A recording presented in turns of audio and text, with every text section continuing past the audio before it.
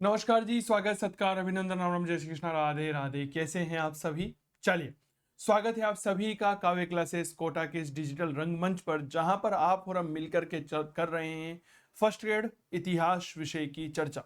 जी हाँ, school lecture या PGT भर्ती परीक्षा अगर आपको पास करनी है तो आप काव्य क्लासेस में आपका स्वागत है।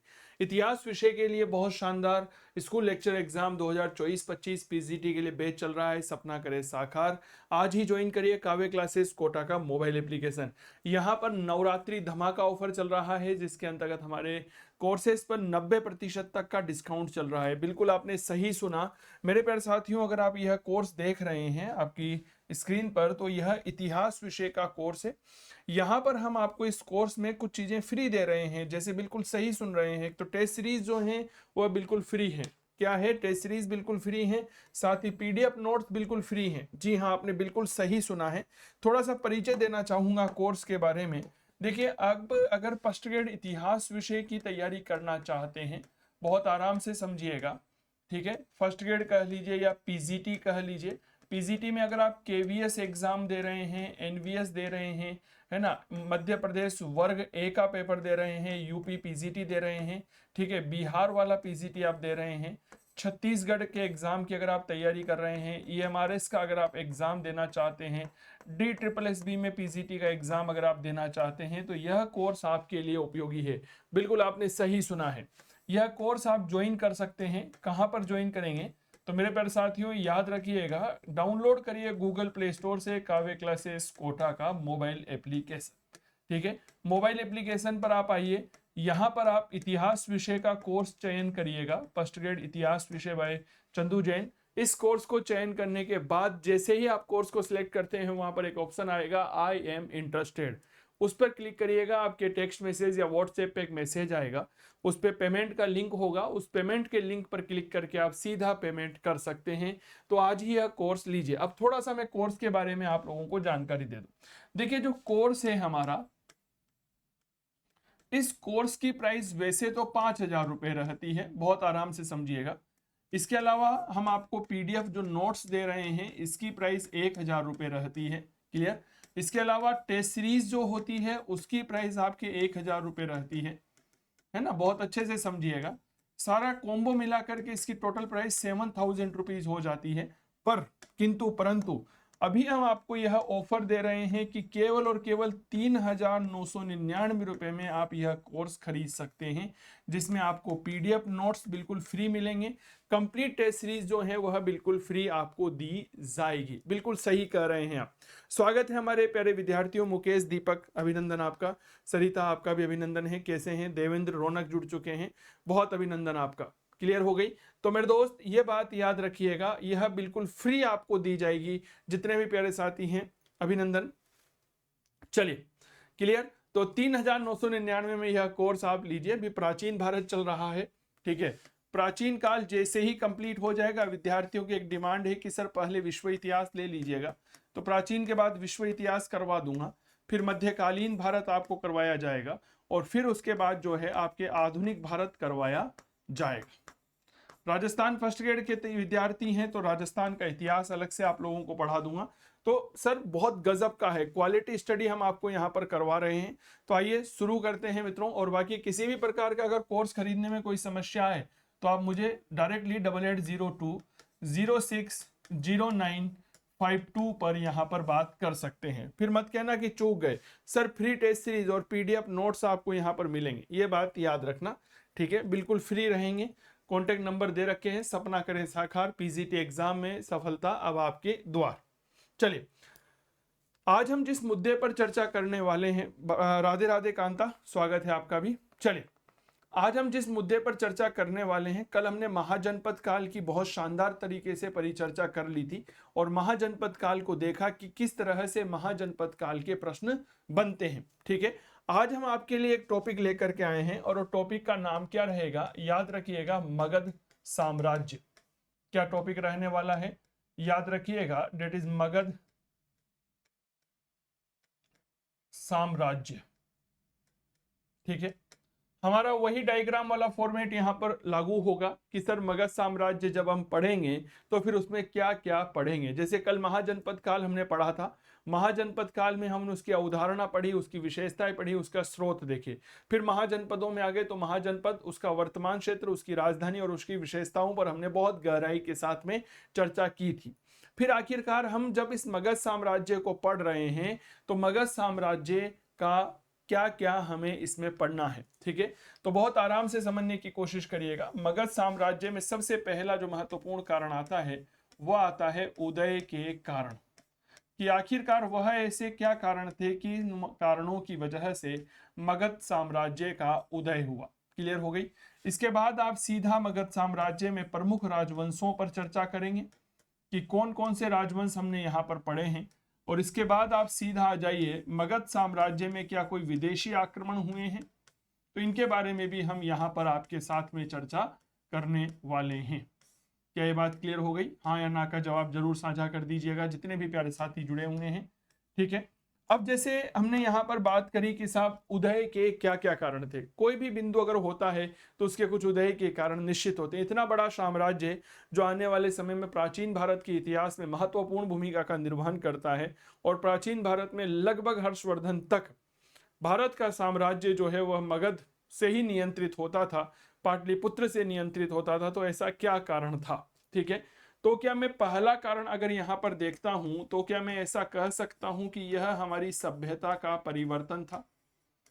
बताइए, सभ्यता का परिवर्तन कैसे था? मैं आपको थोड़ा सा यहाँ पर हिंट दे देता हूं। जब हमने वैदिक सभ्यता पढ़ी, वैदिक सभ्यता कैसी थी? एक ग्रामीण सभ्यता थी। फिर उसके बाद हमने वैदिक सभ्यता के पतन के बाद महाजनपद काल पढ़ा, महाजनपद नगरीय क्रांति थी। तो नगरीय क्रांति इसका मतलब क्या हो गया कि हमारा भारत का इतिहास अब ग्रामीण सभ्यता से परिवर्तित होकर के कहाँ जा रहा है? नगरीय सभ्यता की ओर जा रहा है। क्लियर हो गई बात? तो यहां पर सबसे बड़ी बात रही कि कहीं ना कहीं सभ्यता का परिवर्तन देखने को मिलता है। इसके अलावा अगर थोड़ी सी चर्चा करते हैं तो याद रखिएगा भौगोलिक परिस्थिति या भौगोलिक स्थिति, यह भी काफी मायने में बहुत महत्वपूर्ण रही। ठीक है, मगध साम्राज्य की जो शुरुआती राजधानियां थी, चाहे वह राजगृह हो चाहे वो पाटलिपुत्र हो, इनकी कंडीशंस, इनकी सिचुएशंस, इनकी ज्योग्राफिकल आइडेंटिफिकेशन इस तरह से थी कि इन्हें बाह्य आक्रमणों का खतरा बिल्कुल भी नहीं था। राजगृह जो है ये चारों तरफ से 5 पहाड़ियों से घिरा हुआ था। पाटलिपुत्र एक नगर, एक ऐसा जबरदस्त नगर था जो जल दुर्ग की भांति था, तो जहां पर बाह्य आक्रमणों का कोई खतरा नजर नहीं आता था। ठीक है, इनके पास सैन्य शक्ति बहुत मजबूत थी, और ये हम सभी जानते हैं कि जब तक हमारे पास सैन्य बल मजबूत नहीं होगा, सैन्य बल शक्तिशाली नहीं होगा, हम हमारा विकास, हमारा विस्तार कभी नहीं कर सकते। ठीक है, लोहे की खोज हो चुकी थी वैदिक काल में 1050 ईसा पूर्व, हमने इस बात को देखा। अतरंजी खेड़ा पहला ऐसी जगह थी जहां पर हमें लोहे का पहला साक्ष्य मिला था। अब समय के साथ क्या हो गया, जब हमने किसी वस्तु की खोज की तो समय के साथ उसका उपयोग बढ़ने लगा। ठीक है, लोहे का बढ़ता हुआ उपयोग, चाहे वह आप कृषि के क्षेत्र में ले लीजिए, उद्योगों के क्षेत्र में ले लीजिए, हथियारों के परिप्रेक्ष्य में भी उसे देख सकते हैं। तो लोहे का बढ़ता हुआ उपयोग। चौथा जो महत्वपूर्ण कारण हमें देखने को मिलता है वो है लोहे का बढ़ता उपयोग। यहां पर मैं एक प्रायोगिक तौर पर एक खाका खींचने की कोशिश आपके बीच में कर रहा हूं कि हमें किस तरह से मगध साम्राज्य के बारे में हमें पढ़ना है। क्लियर हो गई बात? इसके अलावा और क्या क्या बात हो सकती है? सर सब कुछ है, लेकिन एक जबरदस्त अगर लीडरशिप नहीं है तो क्या वह साम्राज्य किसी काम का है? तो मगध के लिए एक बेहद ही पॉजिटिव दृष्टिकोण यहां पर दिखाई देता है कि योग्य शासकों का नेतृत्व मिला। बिंबिसार, अजातशत्रु, शिशुनाग, नंद जैसे महान राजा यहां पर हुए जिन्होंने मगध साम्राज्य को एक स्थायित्व दिया। उसके बाद चंद्रगुप्त मौर्य आया, अशोक आया, उसके बाद अगर हम बात करते हैं शुंग राजवंश के राजा हुए जिन्होंने लगातार कहीं ना कहीं मगध साम्राज्य को स्टेबिलिटी देने का प्रयास किया। तो योग्य शासकों का नेतृत्व, क्या मैं ठीक कर रहा हूं? हाँ या ना का जवाब दीजिएगा, क्योंकि जब तक लीडरशिप मजबूत नहीं होगी ना, कैसे आप सफल हो सकते हैं?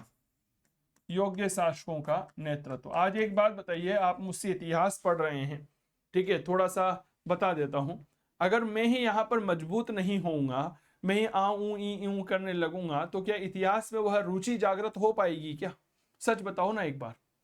हाँ, क्या इतिहास में वह जानकारी आपको मिल पाएगी? तो हमेशा याद रखिएगा, लीडर आप कहीं पर भी कभी भी कभी कहीं पर भी देख लीजिएगा, लीडर का मजबूत होना बेहद आवश्यक होता है। ठीक है, तो यहाँ पर यह कुछ कारण हमें देखने को मिलते हैं, कुछ और कारण यहाँ पर देख सकते हैं, अन्य कारण। ठीक है, तो ये होंगे। अब बात करते हैं साहब यहाँ पर कौन कौन से राजवंश। मुझसे अक्सर विद्यार्थी कहते हैं कि सर हमें राजवंश याद नहीं होते। ठीक है ना, पीजीटी एग्जाम में अक्सर पूछ लिया जाता है कि बताइए मेरे प्यारे साथियों कि मगध साम्राज्य के जो शुरुआती राजवंश हुए हैं उनका सही क्रम क्या है। विद्यार्थी अक्सर भूल जाता है, याद नहीं आ पाता है कि सर क्या सही क्रम होगा, क्या मैं ठीक कर रहा हूं। लेकिन मैं आपको दावा के साथ कह सकता हूं कि अगर आपने मगध साम्राज्य के राजवंशों का क्रम याद करना है तो चले आइए चंदू सर की क्लास में, आइए देखते हैं कैसे। सर हमें अक्सर कहते हैं कि साहब एक माशूका होनी चाहिए। क्या होनी चाहिए भैया? माशूका होनी चाहिए। लेकिन ये माशूका कैसी होनी चाहिए भैया? ये माशूका होनी चाहिए हसीन। क्या होनी चाहिए? हसीन माशूका। हाँ हाँ हाँ, है ना, मैं आपकी बातों को समझ रहा हूं, ट्रिक को याद करने की कोशिश करिए। क्या होना चाहिए? एक माशूका होनी चाहिए। और माशूका कैसी होनी चाहिए? हसीन होनी चाहिए। देखिएगा कैसे। मगध पर सबसे पहले शासन करने आया हर्यक राजवंश। अरे बोलो, क्या यह बात क्लियर हो गई? सबसे पहले आया हर्यक राजवंश। कौन सा आया? हर्यक राजवंश। दूसरा, हर्यक के बाद मगध की गद्दी पर बैठा शिशुनाग राजवंश। बोलिए कौन सा है दूसरा राजवंश? याद रखिएगा, शिशुनाग राजवंश। न से निकला नंद राजवंश। बताओ कौन सा है? नंद वंश। नंद वंश के अंतिम शासक धनानंद को पराजित करके चंद्रगुप्त मौर्य गद्दी पर बैठ जाता है और भारत में स्थापित हुआ मौर्य वंश। बताओ कौन सा है? मौर्य वंश।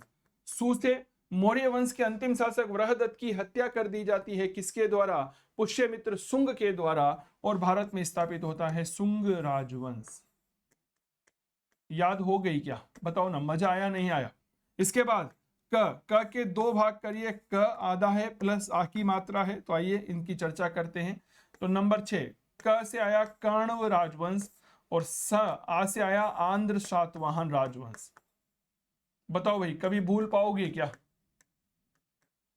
सच बताना मेरे दोस्त, हसीन मासूका जीवन में कभी नहीं भूलना है। हसीन मासूका हमें 2 नंबर दिला के जाएगी। ठीक है ना। लोग कहते हैं सर मासूका से बदनामी होती है, मैं कहता हूं मासूका से 2 नंबर आते हैं, नौकरी के करीब आते हैं। एम आई राइट और रॉन्ग? Please tell me. तो याद रखिएगा, हसीन माशूका। हसीन माशूका क्या है? यह आपके मगध साम्राज्य के राजवंशों का सही क्रम होगा। हर्यक, शिशुनाग, नंद, मौर्य, शुंग, कर्ण और आंध्र सातवाहन राजवंश। ठीक है, हसीन माशूका, इन बिंदुओं को थोड़ा सा याद रखिएगा।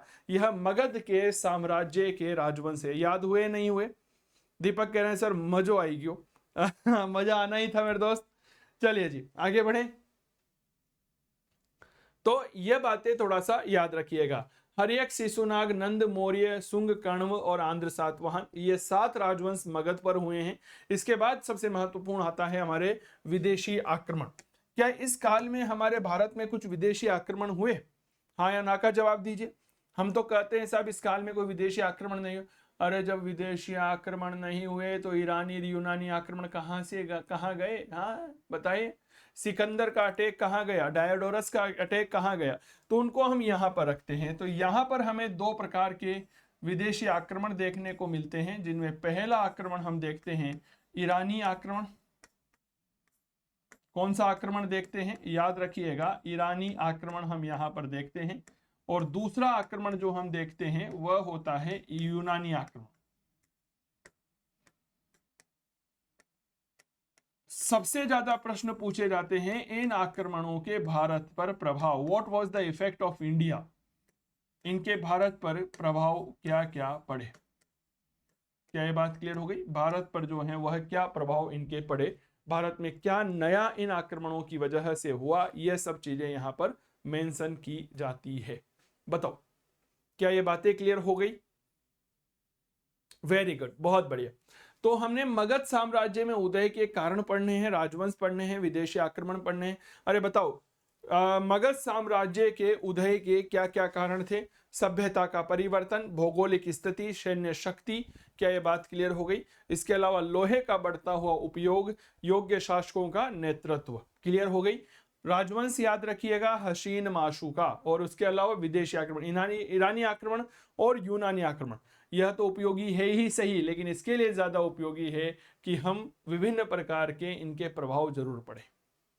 Clear, very good. चलो आगे बढ़ो।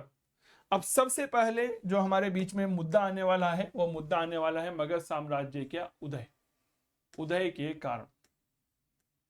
इनको थोड़ा सा डिटेल में पढ़ते हैं।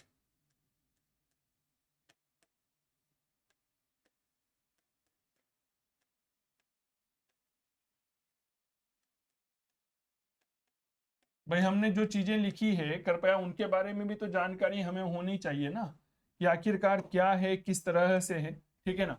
सबसे पहला जो एक कारण आता है मगध साम्राज्य के उदय का, वह आता है सभ्यता परिवर्तन। अब थोड़ा सा इस सभ्यता परिवर्तन को यहां पर समझिएगा। चलो साहब, सभ्यता परिवर्तन कहा जाता है कि मगध साम्राज्य का उदय होना प्राक मौर्य काल की राजनीति की एक शानदार घटना मानी जाती है। इसके उत्थान में भारतीय सभ्यता के परिवर्तन का महत्वपूर्ण योगदान रहा। ठीक है, अब क्या योगदान रहा, थोड़ा सा इसे समझने की कोशिश करिए। देखिए, हम कहते हैं कि मगध साम्राज्य का उत्थान हुआ। ठीक है, यह प्राक मौर्य काल की एक महत्वपूर्ण घटना मानी जाती है। प्राक मौर्य काल की एक महत्वपूर्ण घटना है। क्यों घटना है? तो हम यहां पर लिख रहे हैं मगध। मगध के पहले एक घटना घटित हुई महाजनपद काल, और महाजनपद काल के पहले एक घटना घटित हुई डेट इज वैदिक काल। वैदिक संस्कृति मूल रूप से ग्रामीण संस्कृति थी। अरे बताते चलिए, महाजनपद एक नगरीय क्रांति थी। तो क्या मैं ऐसा कह दूं कि हमारा भारत जो है अब कहां, ग्रामीण से कहां बढ़ रहा है, नगरीय ओर बढ़ रहा है। क्लियर हो गई बात? तो भारतीय सभ्यता धीरे धीरे ग्रामीण सभ्यता से नगरीय सभ्यता की ओर अग्रसर हो रही थी। इसीलिए हमें भारत के विभिन्न स्थानों से वैभवशाली नगर प्राप्त होते हैं। ये बात याद हो गई। तो मेरे दोस्त, जब महाजनपद काल पढ़ते हैं तो हमने एक चीज निर्धारित की, महाजनपद काल में क्या निर्धारित किया कि साहब हमारे भारत में 16 महाजनपद थे। क्लियर? जब हमने कल चर्चा की थी तो एक बात देखा कि सबसे शक्तिशाली महाजनपद कौन था प्रारंभ में? काशी था। लेकिन धीरे धीरे काशी की शक्ति कमजोर होती गई और मगध की शक्ति बढ़ती चली गई, और मगध ने धीरे धीरे धीरे धीरे सबका सर्वनाश करके अपनी एक छत्रता को स्थापित कर लिया, और बाद में वही मगध महाजनपद मगध साम्राज्य कहलाया। इतिहासकार डॉक्टर हेमचंद्र राय चौधरी, जिन्हें हम HC राय चौधरी कहते हैं, वह लिखते हैं, क्या लिखते हैं कि मगध का साम्राज्य विस्तार बिंबिसार की अंग विजय से प्रारंभ होता है, जो अशोक के द्वारा कलिंग विजय तक चलता है। लगभग लगभग 200 सवा 200 सालों तक मगध का साम्राज्य विस्तार होता है, तब जाकर के हम शक्तिशाली मगध साम्राज्य को देखते हैं। क्लियर हो गई?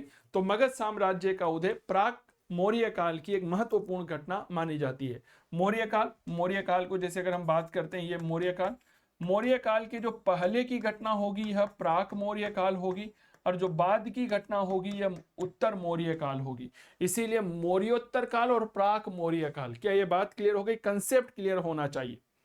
बहुत बढ़िया। ठीक है, थोड़ी सी चीजों को जानने की, लिखने की कोशिश करते हैं। देखिए, मगध साम्राज्य का उदय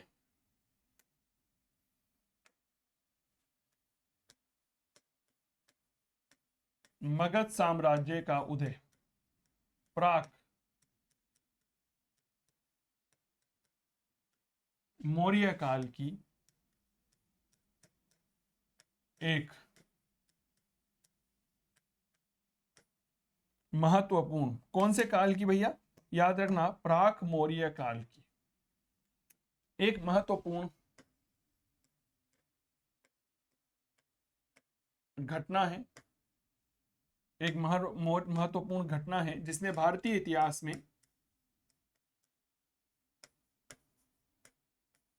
जिसने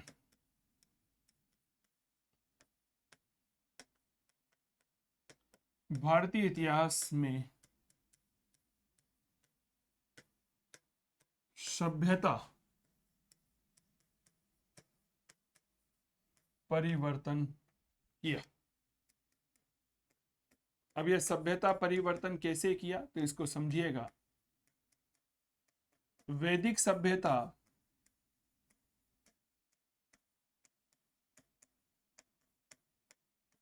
ग्रामीण सभ्यता थी,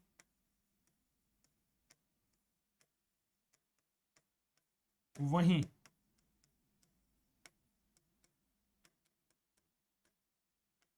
महाजनपद काल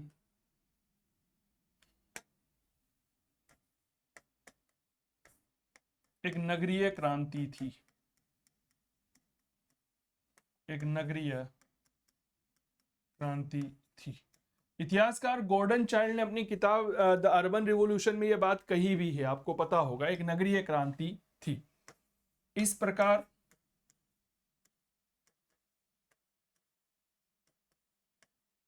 भारत में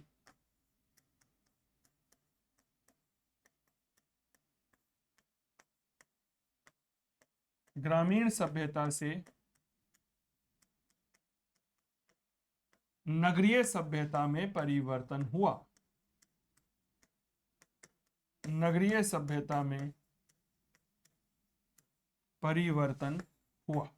कितना बड़ा परिवर्तन है आप सोचिए। एक बालक है कालूराम, वो पहले गांव में रहता है, अचानक से उसको नगर में स्थानांतरित कर दिया गया, तो स्वाभाविक है उसके हर तरह से उसमें परिवर्तन आएगा। क्लियर हो गई। इसीलिए हमें भारत के विभिन्न स्थानों से वैभवशाली नगर प्राप्त होते हैं, चाहे वो काशी हो, वाराणसी हो, अंग हो, उज्जैनी हो, माहिष्मति हो, श्रावस्ती हो, वैशाली हो, राजगृह हो, गिरिवज्र हो। क्या यह बात क्लियर हो गई? इसका महत्वपूर्ण कारण यही माना जाता है। तो इसीलिए अगली लाइन लिखेंगे, इसलिए हमें भारत से गौरवशाली नगर प्राप्त हुए। गौरवशाली कह सकते हो, वैभवशाली कह सकते हो, वो कोई बड़ी बात नहीं है, लेकिन हाँ यह बहुत बड़ा परिवर्तन था। क्या ये बात क्लियर हो गई? बताइए मुझे। चलिए, तो पहला सभ्यता का परिवर्तन कंसेप्ट आपके समझ में आया कि भारत में क्या हुआ, ग्रामीण सभ्यता से नगरीय सभ्यता की ओर हमारी संस्कृति का परिवर्तन नजर आया। जहां पहले हमारे यहां पर ग्रामीण सभ्यता हुआ करती थी, महाजनपद काल ने कहा जी no, now it should be urban civilisation. अब क्या होना चाहिए? एक नगरीय सभ्यता होनी चाहिए। क्लियर? इस नगरीय सभ्यता के संदर्भ में गॉर्डन चाइल्ड ने अपनी किताब द अर्बन रिवॉल्यूशन में बहुत शानदार बातें कही है। क्लियर हो गई बात? फटाफट बताइए। यह लाइव फ्रॉम स्टूडियो बैच है, इस बात को याद रखिएगा, ठीक है ना। लाइव फ्रॉम स्टूडियो बैच है यह, और यह आप काव्य क्लासेस कोटा के ऐप पर हैं। अगर आप कोर्स लेना चाहते हैं तो अभी बिल्कुल फ्रेश जो है मेरे दोस्त नवरात्रा ऑफर चल रहा है। इसमें आपको केवल और केवल याद रखना 3,999 में शानदार 7,000 रुपए का मैटर मिलेगा। कैसे मिलेगा? 5,000 का कोर्स है, पीडीएफ नोट्स है 1,000 के, टेस्ट सीरीज है 1,000 की, ये दोनों मैंने फ्री कर दी है और कोर्स पर 1,000 रुपए का डिस्काउंट दे दिया है। 3,999 रुपए में आपको यह कोर्स उपलब्ध होने वाला है। बिल्कुल आपने सही सुना है, तो फिर देरी किस बात की, आज ही डाउनलोड करिए। कोई समस्या आती है तो आप दिए गए नंबर पर संपर्क कर सकते हैं। चलिए आगे बढ़ते हैं। सभ्यता परिवर्तन के बाद में हम यहाँ पर बात करते हैं कि सर और क्या क्या चीजें हैं जो हमें यहाँ पर देखने को मिलती है। ठीक है, सभ्यता का परिवर्तन समझ में आ गया। अब थोड़ी सी देखते हैं कि साहब भौगोलिक परिस्थितियां किस प्रकार थी और इन भौगोलिक परिस्थितियों ने मगध के उत्थान में किस तरह से महत्वपूर्ण भूमिका का निर्वहन किया। आइए चर्चा करते हैं।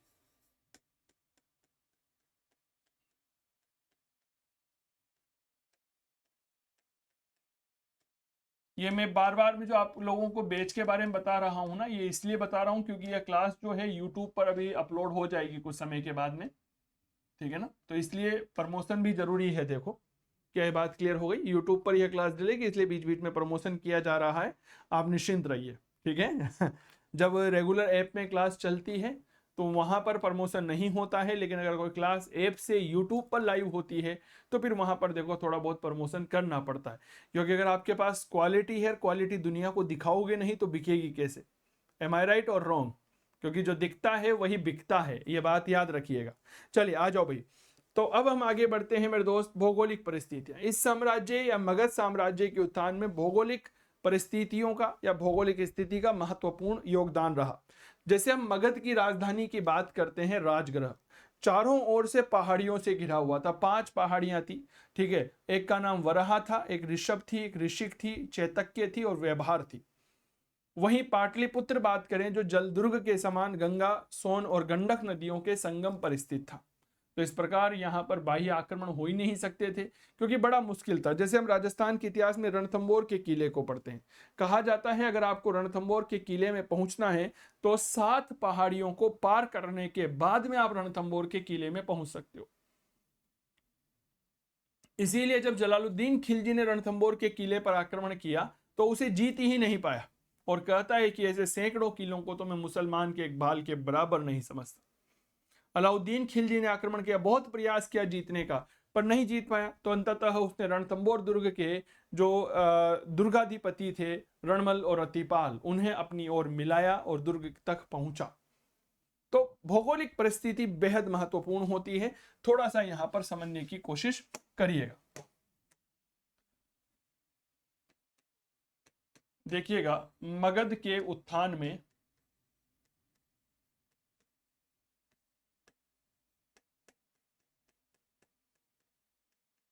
भौगोलिक स्थिति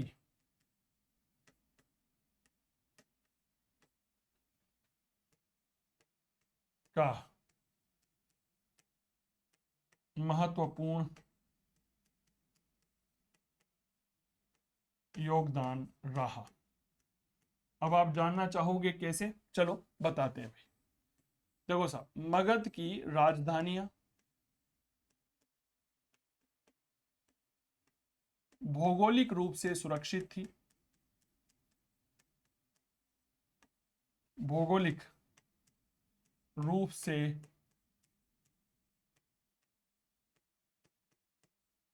सुरक्षित थी। अब ये कैसे सुरक्षित थी, थोड़ा सा इस बात को समझने की कोशिश करिए। देखिए, जैसे पहली एक महत्वपूर्ण राजधानी आती है जिसका नाम आता है राजगृह, है ना। अब ये राजगृह चारों ओर से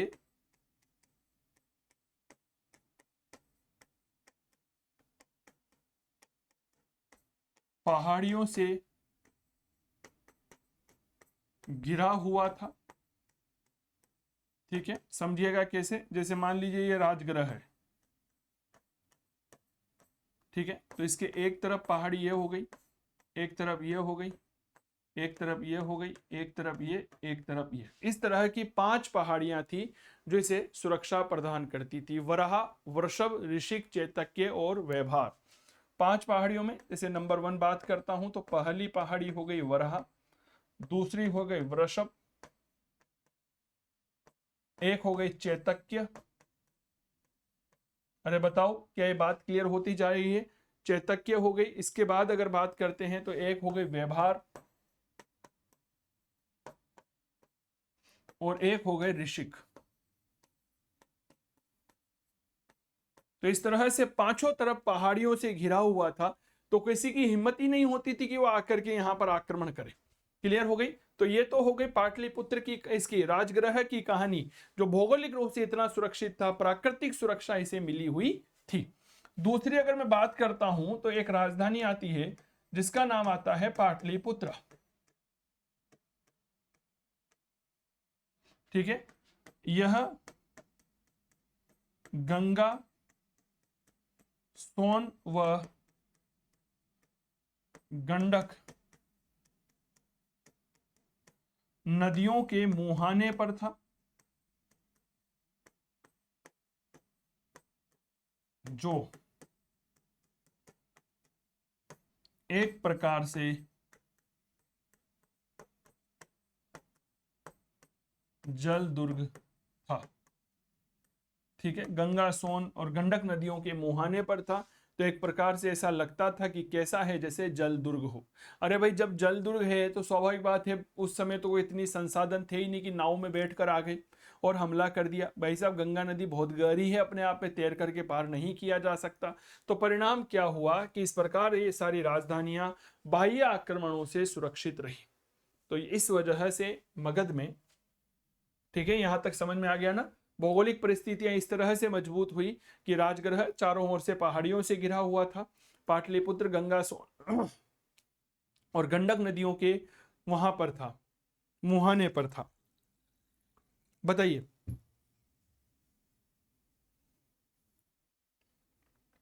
चलिए जी, आप आगे बढ़िएगा। इस प्रकार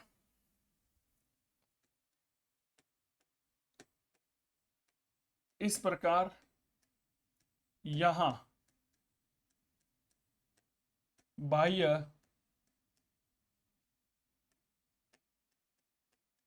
आक्रमणों का भय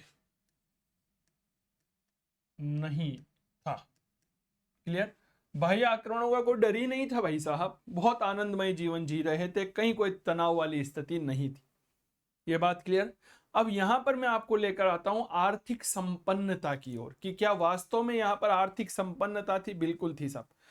पहली बात, जब हम मगध साम्राज्य की भौगोलिक स्थिति देखते हैं तो वर्तमान का बिहार झारखंड का क्षेत्र होता है, क्योंकि झारखंड जो है वो बिहार से अलग होकर के बना है। क्या ये बात क्लियर हो गई? झारखंड में ही छोटा नागपुर का पठार है, तो लोहा बहुत प्रचुर मात्रा में यहां पर था। ठीक है, गंगा यमुना का दोहाब है, तो उपजाऊपन यहां पर था। ठीक है, जिसके परिणाम स्वरूप कृषि और उद्योग धंधे इस क्षेत्र में पर्याप्त मात्रा में विकसित हुए। इसी वजह से यहां पर आर्थिक संपन्नता में बढ़ोतरी हुई और साम्राज्य निर्माण का मार्ग प्रशस्त हुआ। क्लियर? तो तीसरा महत्वपूर्ण कारण क्या रहेगा? याद करिएगा, आर्थिक संपन्नता।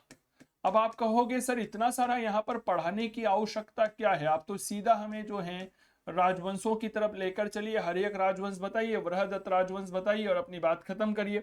इतना ज्ञान देने की आवश्यकता क्या है? मेरे प्यारे साथियों, वर्तमान में परीक्षा का प्रारूप बदल गया है। क्या मैं ठीक कर रहा हूं क्या? वर्तमान में परीक्षा का प्रारूप इस तरह से बदल गया है, कथन दे दिए जाते हैं और पूछा जाता है निम्नलिखित में से कौन सा मगध साम्राज्य के उत्थान में सहायक रहा। एम आई राइट और रॉन्ग? दो कथन दे दिया जाता है, एक कथन और एक कारण।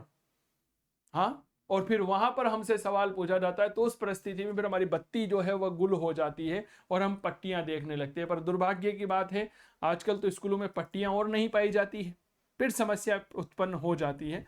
उन्हीं समस्याओं से बचने के लिए मैंने इस तरह से आपके लिए डिटेल ले रहा हूं। भले ही कोई भी टॉपिक आप पढ़ो, आधा पौन घंटा ज्यादा लग जाए, पर क्लियर होना चाहिए। क्लियर हो गई या बात नहीं हुई? चलिए, आर्थिक संपन्नता कैसे, आइए बात करते हैं। देखिए साहब, दो तरह से आर्थिक संपन्नता है। सबसे पहले लोहे की प्रचुरता है। लोहे की प्रचुरता क्यों है? क्योंकि यहां पर छोटा नागपुर का पठार था।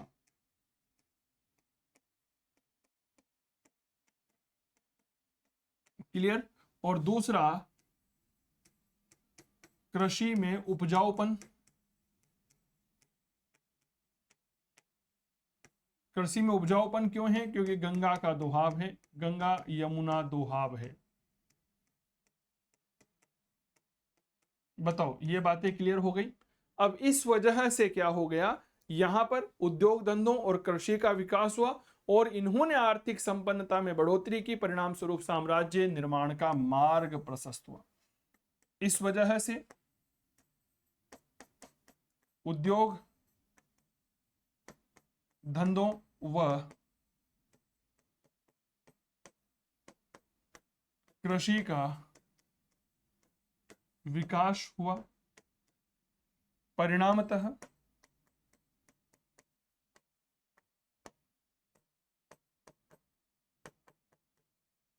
आर्थिक विकास हुआ और इस आर्थिक विकास की तरफ सशक्त साम्राज्य निर्माण हुआ।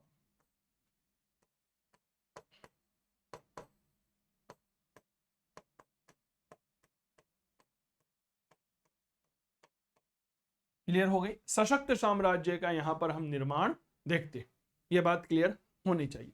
मेरे प्यारे साथियों, इस बात को एक नोटिस करिए कृपया करके। अगर हमारे पास पैसा नहीं होगा तो क्या हम अपने विकास के बारे में सोच सकते हैं क्या? मुझे बताइए भाई साहब, अगर पैसा नहीं होगा ना, तब 1 रुपए की चीज लेने के ऊपर भी हमें सोचना पड़ेगा, है ना। पैसे में वह ताकत है, कहते हैं कि पैसा कुछ नहीं है, लेकिन खुदा कसम पैसा किसी से कम भी नहीं है। ये बात हमेशा याद रखिएगा, ठीक है ना। पैसा है तो दुनिया आपके सामने झुकेगी, इस बात को समझने की कोशिश करिए। आज अमेरिका की बात हर कोई क्यों मानता है? क्योंकि अमेरिका आर्थिक रूप से संपन्न है। प्रथम विश्व युद्ध और द्वितीय विश्व युद्ध के बाद जो विश्व में अव्यवस्थाएं उत्पन्न हो गई थी, उस विश्व अव्यवस्थाओं के और विश्व के पुनः निर्माण के लिए अमेरिका ने लोगों को लोन दिया, ठीक है। और लोन की भरपाई जर्मनी जैसे देश आज भी कर रहे हैं। मेरी बात आप समझ रहे हैं? दुनिया का सबसे ज्यादा सोना और सबसे ज्यादा चांदी कहाँ है? अमेरिका में। अमेरिका की अर्थव्यवस्था इतनी मजबूत है कि आज कोई भी व्यापार होता है डॉलर में होता है, इसीलिए अमेरिका शक्तिशाली है। मेरी बात समझिए, क्लियर? तो उद्योग धंधों और कृषि का विकास हुआ, पैसा बहुत था तो पैसा बहुत था, सशक्त साम्राज्य का निर्माण यहां पर होने लगा। अब लोहे की बात यहां पर थोड़ा सा कर लेते हैं। लोहे के प्रयोग होने की वजह से नवीन अस्त्र शस्त्र बनने लगे, हथियार बनने लगे, जिसके कारण सैन्य बल में यहां पर मजबूती मिली। क्या ये बात क्लियर हो गई? इस क्षेत्र में हाथी और घोड़े भी थे, इन्होंने शक्तिशाली बनाया सेना को और एक बहुत शानदार साम्राज्य का निर्माण हुआ। तो अगली बात लिखेंगे लोहे। लोहे के बारे में 2-3-5 बातें और लिखेंगे।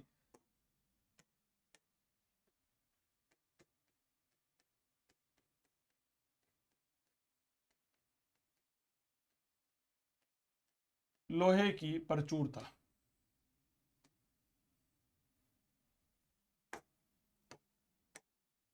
क्या लिखना है भाई इसमें? सिंपल सी बात, लोहे की प्रचुरता होने की वजह से यहां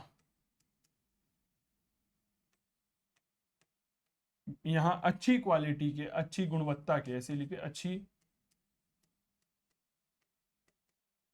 गुणवत्ता के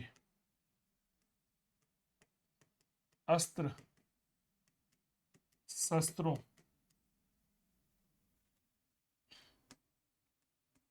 का निर्माण हुआ। परिणामतः सैन्य ताकत मजबूत हुई, सैन्य ताकत मजबूत हुई, ठीक है। अब सैन्य ताकत की ही बात करनी है तो फिर कुछ और बातें यहां पर लिख लो। क्या लिखिएगा?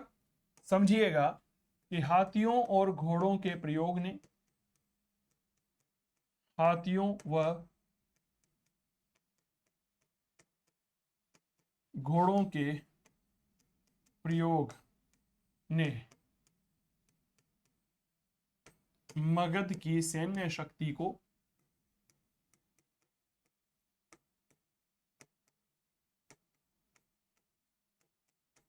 कहीं गुना बढ़ा दिया।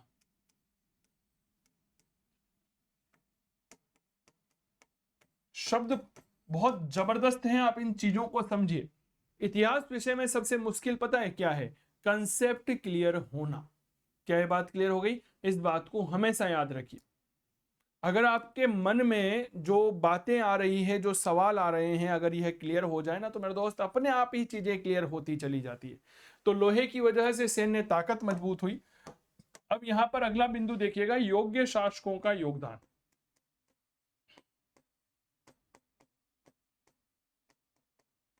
योग्य शासकों का योगदान। मगध का सौभाग्य कह सकते हैं कि मगध में प्रारंभ से ही जबरदस्त और मजबूत राजा हुए, जिनमें बिंबिसार हो गया, अजातशत्रु हो गया, उसके बाद शिशुनाग राजवंश के राजा हो गए, महापद्मनंद, धनानंद जैसे राजा हुए। इन्होंने लगातार नेतृत्व प्रदान किया। इनकी कुछ ऐसी नीतियां रही, कुछ योजनाएं रही, इन्होंने वैवाहिक संबंधों के माध्यम से मगध के उत्कर्ष में महत्वपूर्ण भूमिका निभाई। मैं एक राजा का बात बताऊंगा, बिंबिसार। बिंबिसार ने अपनी राजनीतिक स्थिति को मजबूत करने के लिए वैवाहिक संबंधों का सहारा लिया था। भारतीय बौद्ध ग्रंथ ऐसा कहते हैं कि मगध ने 500 से ज्यादा शादियां की थी। बिल्कुल आपने सही सुना, more than 500 marriages done by Bimbisara. कल्पना करिए, एक बार विचार करिए। क्या ये बात क्लियर हो गई? तो इनका भी महत्वपूर्ण योगदान यहां पर रहा है। लिखिएगा,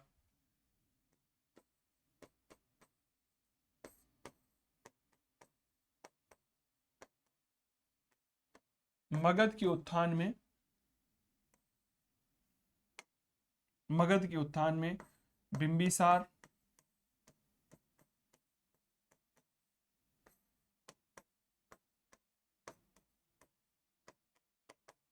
अजातशत्रु जैसे महान शासकों के अलावा शिशुनाग,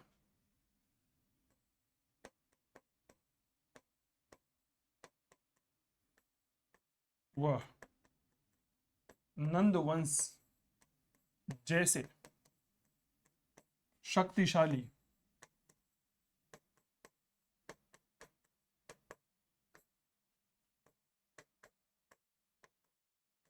राजवंशों का नेतृत्व प्राप्त हुआ। इससे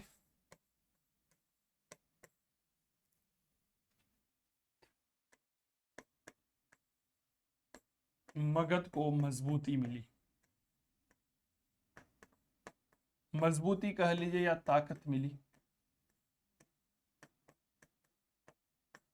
क्लियर हो गई? बिंबिसार, अजातशत्रु, है ना, इसके अलावा शिशुनाग और नंद राजवंश जैसे महान राजवंशों का काफी ज्यादा यहाँ पर सपोर्ट रहा। क्या ये बात क्लियर हो गई? अगर ये नहीं होते तो मेरे दोस्त, आज एक बात बताइए, एक अच्छी लीडरशिप जो होती है ना, वो हमेशा देश के विकास के लिए काम करती है, देश के विकसित होने की कामना करती है। यही तो मगध में हुआ। बिंबिसार ने अपनी राजनीतिक स्थिति को मजबूत करने के लिए 500 से ज्यादा शादियां की। अजातशत्रु ने युद्धों का सहारा लिया। ये बात थोड़ा सा यहां पर याद रखिए। जैसे बिंबिसार, एग्जाम्पल लिख लो, जैसे बिंबिसार ने राजनीतिक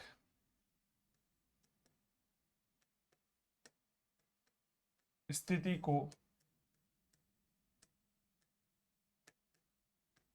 मजबूत करने के लिए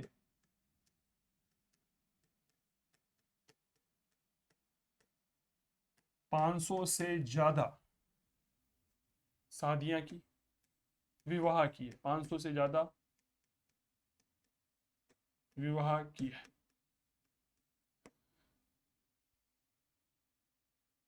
ठीक है। इसके अलावा अजातशत्रु ने युद्ध किए। तो इस तरह से मगध साम्राज्य को मजबूती मिलती चली गई। क्या ये बात क्लियर हो गई? तो इस वजह से यह सारे कारण जो है मगध साम्राज्य के उत्थान में महत्वपूर्ण भूमिका निभाते हैं। चलिए एक बार फटाफट रिवाइज करते हैं कि मगध साम्राज्य के बारे में हमने पढ़ा कि सभ्यता का परिवर्तन हुआ, ग्रामीण सभ्यता से नगरीय सभ्यता पड़ी। ठीक है। भौगोलिक परिस्थिति की मगध के उत्थान में भौगोलिक स्थिति का भी महत्वपूर्ण योगदान रहा। राजनीतिक भौगोलिक स्थितियां, जैसे राजधानियों की भूगोल, राजगृह चारों ओर से 5 पहाड़ियों से घिरा हुआ था। वराह, वर्षभ, चैतन्य, व्यवहार और ऋषिक। पाटलिपुत्र गंगा सोन नदियों के, गंडक नदियों के संगम पर था। आर्थिक संपन्नता, लोहे की प्रचुरता थी, कृषि का उपजाऊपन था।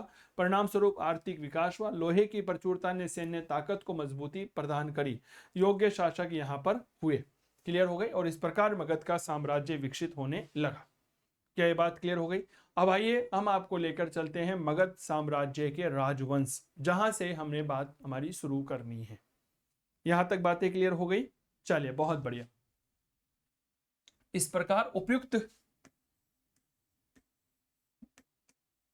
कंक्लूड करते हैं, उपयुक्त सभी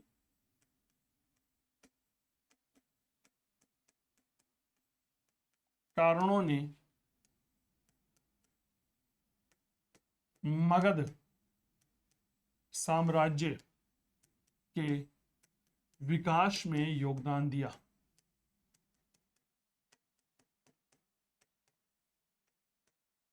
चलिए, क्लियर हो गई बात। अब एक बात मैं आप लोगों को बताता हूं, जो आपके एग्जाम की डिमांड है ना, आप उसके अनुसार पढ़ो। बहुत से क्या करते हैं, जितना ज्ञान होता है भाई साहब वो एज इट इज उतारा देते हैं। विद्यार्थी को समझ में नहीं आता है कि पढ़ना क्या है और छोड़ना क्या है। काम की बातें जो है वो इतिहास में पढ़ी जाती है, अनावश्यक बातें जो है वो छोड़ दी जाती है। इतिहास तो अथाह सागर है, कितना ले लोगे आप। हाँ, इतिहास केवल उतना सा पढ़ो। इतिहासकार बनना नहीं है अपने को केवल एक एग्जाम जो है उसमें एक प्रश्न पत्र आना है, वो देकर के हमें अपना एग्जाम क्वालिफाई करना है। अभी मैं चाहता तो मगध साम्राज्य के उत्थान पर आपको 25 स्लाइड लिखवा देता, लेकिन आवश्यकता ही नहीं है। काम की बातें कि भाई हाँ, अगर कभी कथन निष्कर्ष वाला कोई सवाल बन गया, 4 कथन देकर के कोई सवाल पूछ लिया, तो हम उस सवाल को कर सकते हैं। एम आई राइट और रॉन्ग? काम की बातें पढ़िए, अनावश्यक बातें अगर पढ़ेंगे तो इतिहास कचरा है, और मतलब कचरा बन जाएगा इतिहास। माफी चाहूंगा, इतिहास कचरा नहीं, इतिहास कचरा बन जाएगा, और फिर वहां पर हम सफलता प्राप्त करने से वंचित रह जाएंगे। वही बातें पढ़िए जो आपकी परीक्षा के दृष्टिकोण से बेहद उपयोगी हैं, यह बात याद रखिएगा। क्लियर? चलो भाई आगे बढ़े। अब हम बात करते हैं मगध साम्राज्य के उत्थान के बारे में और मगध साम्राज्य के राजवंशों के बारे में। तो अगली बात शुरू करते हैं।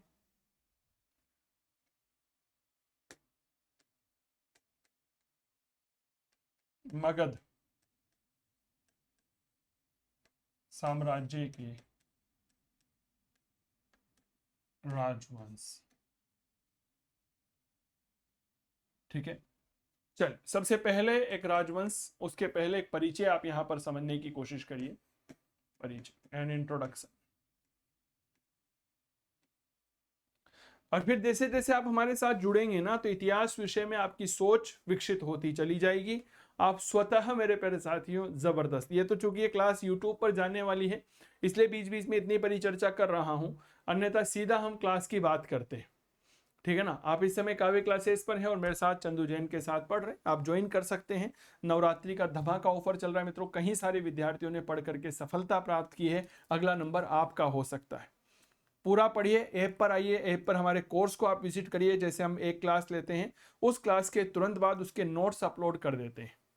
विद्यार्थी को नोट्स के लिए परेशान नहीं होना पड़ता है, ठीक है, ये बात याद रखिए। और सबसे बड़ी बात क्या है ना, हमने टॉपिक वाइज फोल्डर बना रखे हैं। जैसे प्राग ऐतिहासिक काल है तो उसका फोल्डर अलग से बना रखा है, उसमें जितने वीडियो हैं वो सारे हैं, साथ में उनकी पीपीटी है, उनकी पीडीएफ डाली हुई है। पीडीएफ इस तरह से है कि उनकी प्रिंट आउट ली जा सकती है। क्या ये बात क्लियर? दूसरी अगर हम बात करते हैं तो मेरे दोस्त, जैसे प्राग ऐतिहासिक काल के बाद प्राचीन भारत के स्रोत हैं, तो उसके क्लासें हैं, उनकी पीडीएफ है। इस तरह से फोल्डर बना रखे हैं। अब आप मान लीजिए प्राग ऐतिहासिक काल में टॉपिक डालीजिए ना, भाग 2 पढ़ते हुए, अब भाग 2 समझ में नहीं आ रहा तो आपको पूरा प्राग ऐतिहासिक देखने की आवश्यकता नहीं है। प्राग ऐतिहासिक काल का भाग 2 का वीडियो ओपन करिए, जहां पर समझ में नहीं आ रहा उसी क्लास को आप दोबारा देख सकते हैं। बाकी मैं आपको एक सुविधा यह भी देता हूं कि आप सीधा मुझसे व्हाट्सएप पर या कॉल पर बात कर करके अपनी शंका समाधान को दूर कर सकते हैं। ये बात याद रखिएगा। इसीलिए भीड़ के पीछे मत भागो, क्वालिटी और गुणवत्ता की तरफ ध्यान दीजिए, क्योंकि नौकरी आपको लेनी है। याद रखिएगा, यह जीवन और यह व्यक्ति केवल और केवल सफलता को याद रखता है, यह समाज किसी असफल को नहीं पूछता है। ठीक है ना? अगर आप सफल हो गए तो ये दुनिया आपको कंधे पर बैठा करके नाचेगी, वहीं असफल हो गए तो अपने भी पराये हो जाते हैं। ये मेरा खुद का पर्सनल अनुभव है जो आपके साथ साझा कर रहा हूं। आइए शुरुआत करते हैं। देखिए, पुराण जब हम पढ़ते हैं तो पुराण कहते हैं मगध साम्राज्य पर एक अलग राजवंश था, लेकिन अगर हम बौद्ध साहित्य पढ़ते हैं तो उसमें एक अलग जानकारी मिलती है। पुराणों के अनुसार मगध पर सबसे पहले वृहदत्त राजवंश का शासन था। कुछ बातें समझिए। जैसे अगर पुराण पढ़ते हैं ना, तो पुराण कहते हैं कि साहब मगध पर किसने शासन किया? वृहदत्त राजवंश ने शासन किया था। किसने शासन किया था? याद रखिएगा, वृहदत्त राजवंश ने शासन किया। यह वृहदत्त राजवंश सबसे प्राचीन राजवंश माना जाता है। 3 महत्वपूर्ण राजा हुए हैं इसमें। सबसे पहला वृहदत्त हुआ, दूसरा जरासंध हुआ और तीसरा रिपुंजय हुआ। लेकिन यह मान्यता कम है। ठीक है। अगर हम इसके बाद अगर बौद्ध साहित्य की बात करते हैं तो बौद्ध साहित्य कहते हैं कि मगध पर हर्यक राजवंश ने शासन किया और इसका पहला राजा बिंबिसार हुआ। क्लियर। बिंबिसार जो है इसी के समय महावीर स्वामी हुए और इसी बिंबिसार के समय बौद्ध धर्म के प्रवर्तक भगवान बुद्ध हुए। बताओ। और इसके बाद अजातशत्रु गद्दी पर बैठता है। अजातशत्रु के समय 3 महापुरुषों ने निर्वाण प्राप्त किया, गौतम बुद्ध, महावीर स्वामी और मंगलीपुत्र घोषाल। ठीक है। तो हम दोनों ही साहित्य और दोनों ही विचारधारा को यहां पर देख लेते हैं। चलिए सबसे पहले पहला बिंदु लिखते हैं परिचय में, नंबर 1। और नोट्स भी आपके ना ऐसे सिस्टेमेटिक तरीके से बन रहे हैं कि आपको जैसे कोई चीज समझने में नहीं आती है तो आप सीधा क्लास लेकर के नोट्स की प्रिंट आउट ले सकते हैं। क्या ये बात क्लियर हो गई? नोट्स की सीधी प्रिंट आउट ले सकते हैं और आपको नोट्स बनाने की भी आवश्यकता नहीं है, क्योंकि इतना जबरदस्त तरीके से हम आपके लिए काम कर रहे हैं। उद्देश्य एक ही है, आपकी नौकरी। हमारा सपना आपकी सफलता, और कुछ नहीं है मेरे दोस्त। फ्री टेस्ट सीरीज दे रहा हूं। फ्री टेस्ट सीरीज हमारे विद्यार्थी कह रहे हैं कि सर हमें भी मिलेगी। बिल्कुल मेरे दोस्त, सबको मिलेगी। क्या ये बात क्लियर हो गई? घबराना नहीं है। जिसने यह कोर्स पहले से लिया हुआ है उनके लिए भी फ्री टेस्ट सीरीज अवेलेबल करवा दी जाएगी, पीडीएफ नोट्स अवेलेबल करवा दिए जाएंगे। आप निश्चिंत रहिएगा, उसके लिए आपसे 1 रुपया भी चार्ज नहीं लेंगे। जो वादा है वो देंगे, और जो नए विद्यार्थी उनको ऑटोमेटिक फ्री में अपलोड हो जाएगी।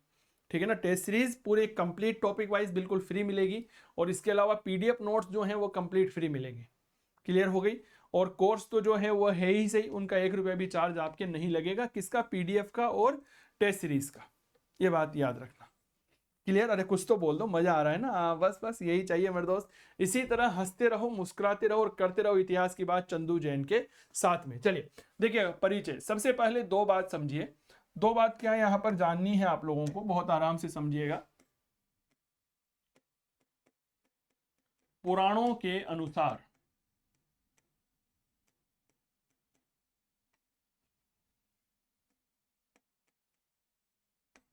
मगध का पहला राजवंश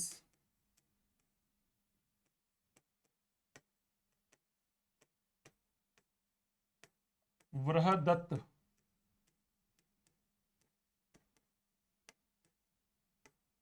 राजवंश।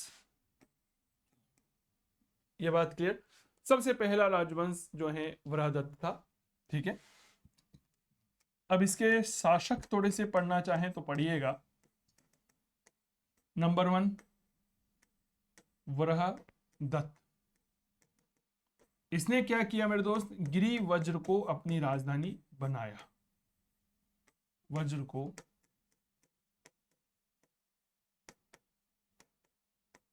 राजधानी बनाया। क्लियर?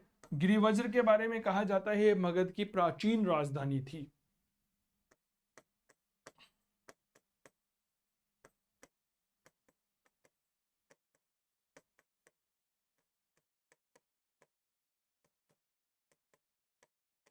चलिए सर, इसके बाद एक राजा हुआ दैट जरासंध। या आपने महाभारत में भी नाम सुना होगा। तो कहा जाता है कि यह कृष्ण के समकालीन था। अरे बोलो, वेरी गुड। कृष्ण के समकालीन कौन था? जरासंध। मगध की प्राचीन राजधानी गिरिवज्र थी, जिसका निर्माण किसने किया था? बृहदत्त ने किया था। यह बृहदत्त वंश का संस्थापक भी माना जाता है। इसके बाद एक तीसरा राजा हुआ डेट इज रिपुंजय, और यह इस वंश का अंतिम शासक। बृहदत्त वंश का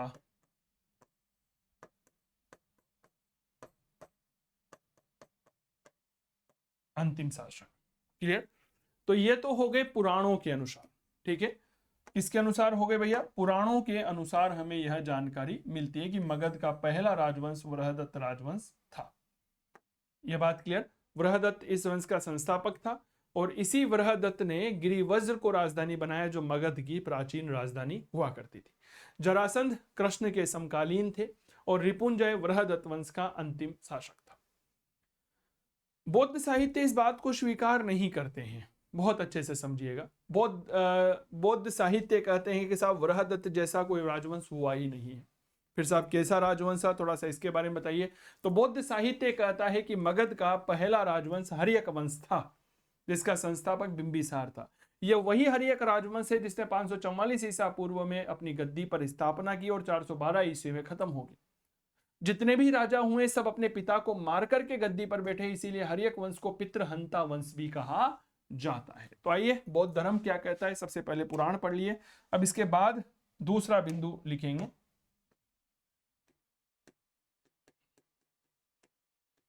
बौद्ध साहित्य के अनुसार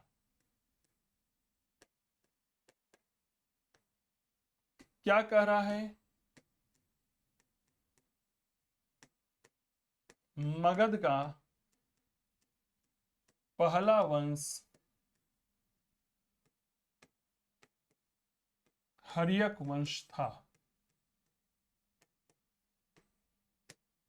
जिसका संस्थापक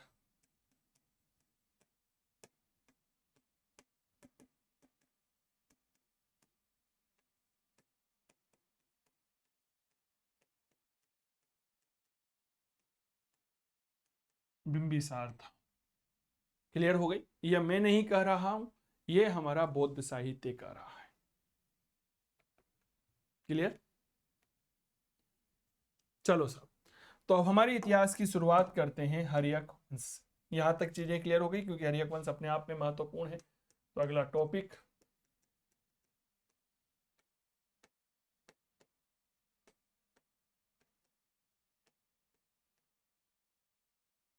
हर्यक वंश।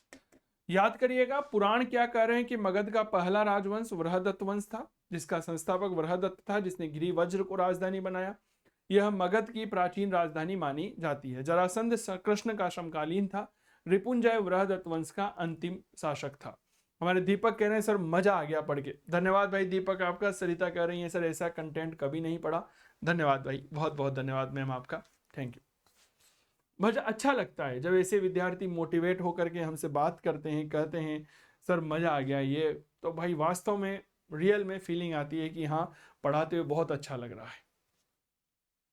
रौनक क्या कर रहे हैं, इस पे अंग्रेजी में कुछ लिख रहे हैं, स्प्लेंडिड, बहुत बढ़िया भाई, जो भी लिखा है बहुत बढ़िया लिखा है आपने। चलिए आगे बढ़ते हैं। पढ़ो मेरे दोस्त, हमारा तो एक ही उद्देश्य रहता है कि एक विद्यार्थी जो है वो पढ़ना चाहिए। हर एक राजवंश थे 544 ईसा पूर्व से अपना शासन शुरू किया और 412 ईसा पूर्व तक यह गद्दी पर रहा था। ठीक है, हर्यक राजवंश।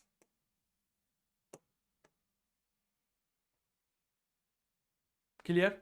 चलो जी, ठीक है। हर्यक राजवंश का ही एक दूसरा नाम क्या मिलता है, पितृहंता वंश इसे कहा जाता है।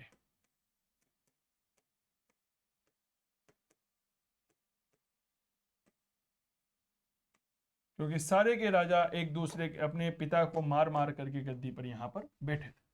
सबसे पहला राजा आता है डेट इज बिंबिसार।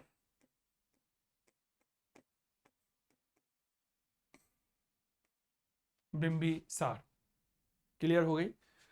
संगीता कह रही हैं सर मेरे पास पहले अन्य शिक्षक का कोर्स था पर अनावश्यक बातें लिखाते थे। नहीं नहीं देखो, ऐसे दूसरे की कभी भी बुराई नहीं करनी चाहिए। सब शिक्षक बहुत अच्छे होते हैं, ठीक है ना, सब शिक्षक बहुत जबरदस्त होते हैं, इसमें कोई दो राय नहीं है। चलिए आगे बढ़े। मेरा उद्देश्य यही रहता है कि फालतू की बातें कम और मुद्दे की बात ज्यादा करें, ठीक है ना। अगला, सर कब से कब तक रहा भैया? 544 ईसा पूर्व में यह गद्दी पर बैठा था। क्या ये बात क्लियर हो गई? और कब तक रहा? 492 ईसा पूर्व तक।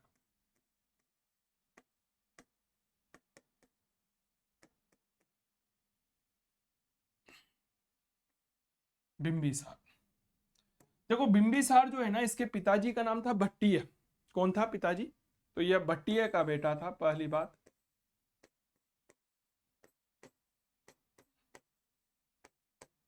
भट्टिय का यह पुत्र हुआ करता था। अब थोड़ा सा आगे बात करिए। कहा जाता है मगध का साम्राज्य हर्यक वंश से प्रारंभ माना जाता है और इसका पहला शासक बिंबिसार था, इसीलिए इसे मगध साम्राज्य का संस्थापक कहते हैं। तो पहली बात, हर्यक वंश वह मगध साम्राज्य का संस्थापक। क्लियर? चलिए, अब बिंबिसार ने क्या किया आप याद करिए, थोड़ा सा इतिहास में पीछे चलिए तो आप एक चीज नोटिस करेंगे कि जब हमने योग्य शासक पढ़े थे तो उसमें बिंबिसार का नाम लिया और बिंबिसार ने राजनीतिक स्थिति को मजबूत करने के लिए 500 से ज्यादा शादियां की थी, यह बात आपको याद होगा। तो बिंबिसार के बारे में कहा जाता है कि इसने राजनीतिक स्थिति को मजबूत करने के लिए वैवाहिक संबंधों का सहारा लिया और अनेक प्रकार के विवाह यह करता है। तो एक बात लिखिएगा,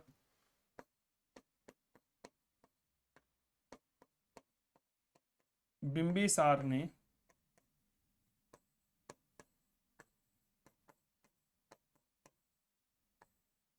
राजनीतिक स्थिति को मजबूत करने के लिए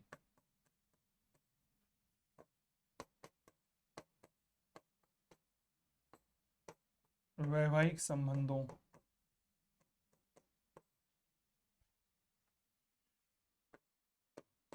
का सहारा लिया।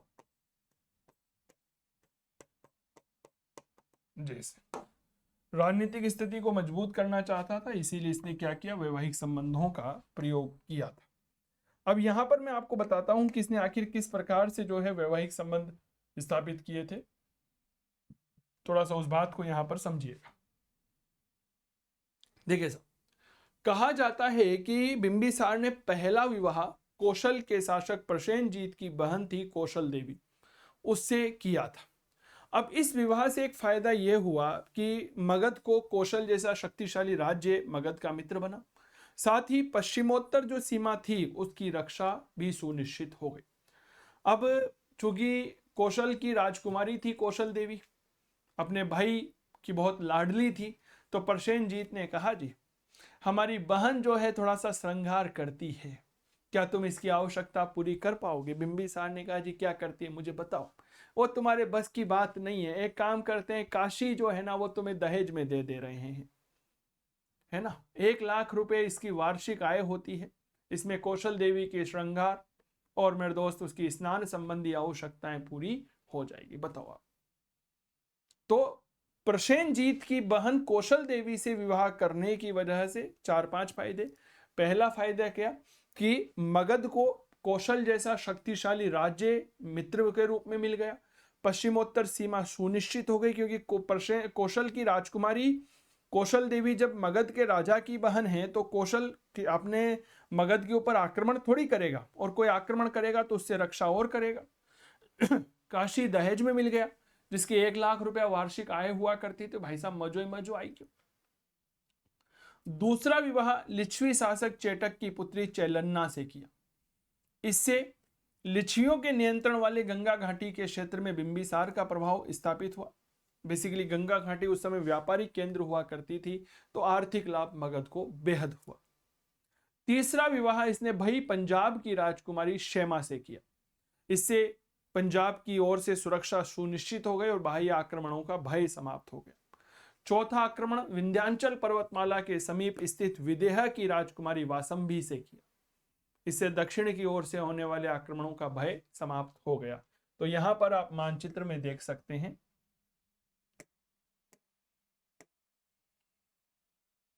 देखिएगा इतिहास में क्या है ना, एक इतिहास के विद्यार्थी के इतिहास के शिक्षक को कभी कभी मानचित्रों का प्रयोग करना चाहिए। इससे क्या होता है, इतिहास समझने में बेहद आसानी होती है। ये हमारा मगध, यहां पर है कौशल, क्लियर हो गई बात, यहां पर पंजाब, यहां पर है हमारे लिच्छवी गंगा घाटी में, और यहां पर है विदेह मगध। ये कौशल, ये भाई पंजाब, ये गंगा घाटी में लिच्छवी। देखो मतलब एक बात आप नोटिस करिए यहां पर, और ये हो गए विदेह। सब तरफ से सुरक्षा मिली नहीं मिली मगध को, मगध से भाई साहब मौज कर रहे हो, है ना, कुछ नहीं हो सकता। अब यहां से क्या हुआ, दक्षिणी भारत से आक्रमण विदेह ने रोक लिए, लिच्छवियों की तरफ से पैसा बहुत मिल ही रहा था, पश्चिमोत्तर सीमांत प्रांत से कौशल ने रोक लिया, और भाई जो है इसने भी सुरक्षा प्रदान करी, तो मगध क्या हो गया जी, मस्त हो गया, कोई टेंशन नहीं है। बौद्ध साहित्य कहता है कि बिंबिसार के 500 से ज्यादा पत्नियां हुआ करती थी। अब आप बताओ मैं क्या करूं, आप ऐसा मत समझना कि मुझे शादी कर। क्लियर हो गई बात?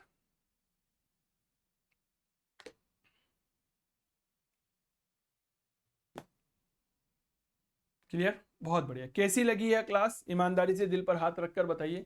इन सब बातों को अब मैं आपको ले आगे कंटिन्यू काव्य क्लासेस कोटा के मोबाइल ऐप में कंटिन्यू करेंगे, जहां पर हम मगध साम्राज्य का भाग 2 आपके लिए लेकर के आएंगे। क्लियर, जहां पर मगध साम्राज्य की इन चर्चाओं को आगे बढ़ाया जाएगा। अगर आप जुड़ना चाहते हैं तो आज ही डाउनलोड करिए काव्य क्लासेस कोटा का मोबाइल एप्लीकेशन, जहां पर ये सारी चर्चाएं आप लोगों के साथ की जा रही है। एक बार मैं आपको दिखा देता हूं।